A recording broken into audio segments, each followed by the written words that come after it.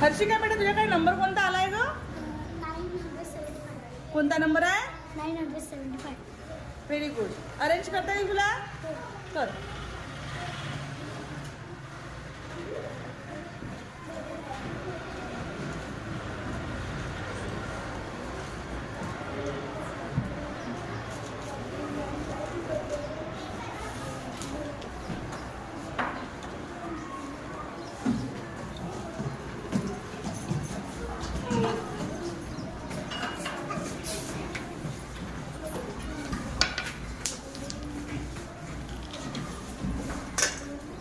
केलं तू?